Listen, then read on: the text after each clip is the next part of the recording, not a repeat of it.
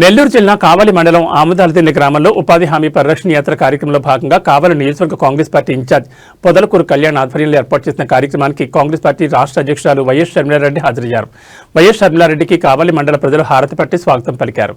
అనంతరం వైఎస్ షర్మిల మాట్లాడుతూ తండ్రి వైఎస్ రాజశేఖర రెడ్డిని ఆంధ్రప్రదేశ్ ప్రజలు ఎప్పటికీ దేవుళ్లు ఆదరిస్తున్నారని, తన తండ్రి ఆంధ్రప్రదేశ్ ప్రజలకు చేసిన సేవను అనుక్షణం గుర్తు చేసుకుంటూ తాను కూడా ప్రజలకు అదే బాటలో సేవ చేస్తానని, తనను గుర్తించి కాంగ్రెస్ ప్రభుత్వానికి ఓటు వేయాలని సూచించారు. వైఎస్ రాజశేఖర రెడ్డి చేసిన ఉపాధి హామీ పనిని బీజేపీ ప్రభుత్వం నిర్వీర్యం చేయాలని చూస్తుందన్నారు. 100 రోజుల పనిదినాలు కల్పించాల్సి ఉంటే కనీసం 52 రోజులు కూడా పనులు కల్పించకుండా 120 రోజులని అన్ని దినాలు కల్పిస్తామంటూ అబద్ధపు హామీలు ఇస్తున్నారని మండిపడ్డారు. వైసీపీ కూటమి పార్టీలకు నరేంద్ర మోడీని ప్రశ్నించే ధైర్యం లేదన్నారు. రాజశేఖర రెడ్డి బిడ్డ మనస్ఫూర్తిగా నమస్కరించుకుంటుంది. చేరి వచ్చిన ప్రతి అన్నకు, ప్రతి తమ్ముడికి, ప్రతి అక్కకు, ప్రతి చెల్లికి శిరస్సు వంచి చేతులు జోడించి మనస్ఫూర్తిగా నమస్కరించుకుంటున్నాం.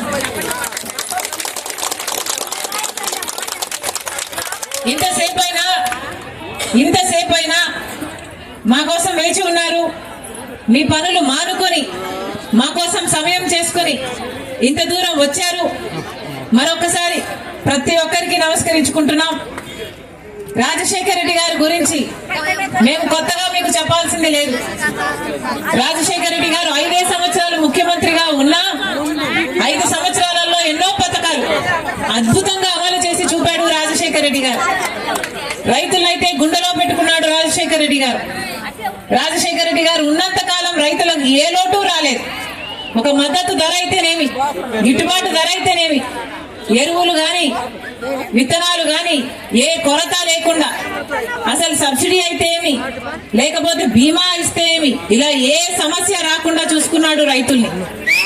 రైతులకి ఉచిత విద్యుత్ ఇచ్చింది కూడా రాజశేఖర రెడ్డి గారు.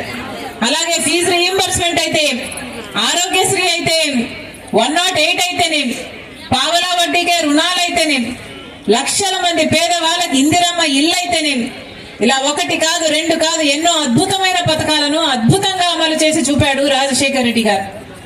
అప్పుడు రాజశేఖర రెడ్డి గారు ముఖ్యమంత్రిగా ఉండంగానే కేంద్రంలో మన్మోహన్ సింగ్ గారు కాంగ్రెస్ పార్టీ అధికారంలో ఉండంగా ఈ ఉపాధి హామీ చట్టము అమల్లోకి వచ్చింది.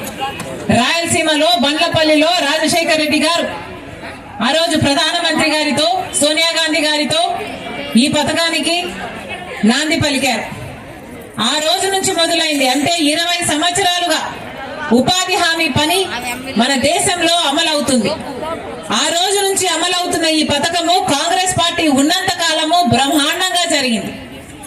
మరి ముఖ్యంగా రాజశేఖర రెడ్డి గారు ముఖ్యమంత్రిగా ఉన్న రోజుల్లో అయితే 1,10,000 జాబ్ కార్డులు ఉన్నాయి. అంటే కుటుంబానికి 2 పనికి వెళ్ళినా 1,10,00,000 జాబ్ కార్డులు ఉన్నాయి.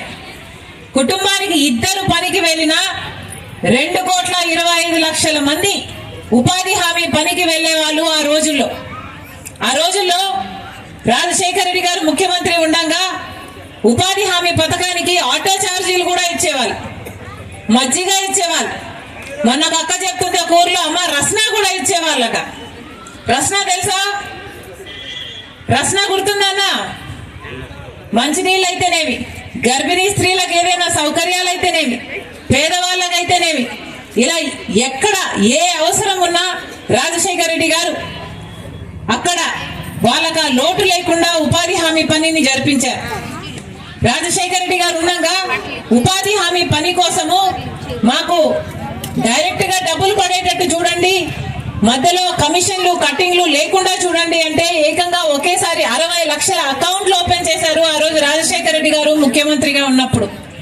ఆడవాళ్ళు మాకు కూడా సమానమైన వేతనాలు ఇవ్వండి, ఉపాధి హామీలో మగవాళ్ళంత పని చేయలేకపోయినా బిడ్డల భారం మా మీద ఉంది, కుటుంబాలు నడుపుకోవాలి అని చెప్తే రాజశేఖర రెడ్డి గారు ఆ రోజు ఆడవాళ్లకు కూడా సమాన వేతనాలు ఇచ్చేటట్టు చూశారు ఉపాధి హామీ చట్టంలో. కానీ ఈ రోజు ఉపాధి పోయిన సంవత్సరం డబ్బులు కూడా అసలు వెళ్ళాము.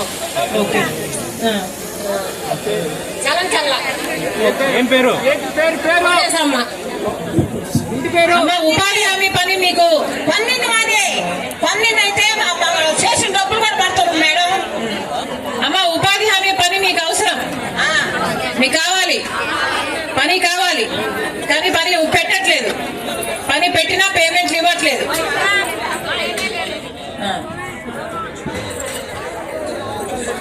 అక్క బాగా చెప్పింది. ఉపాధి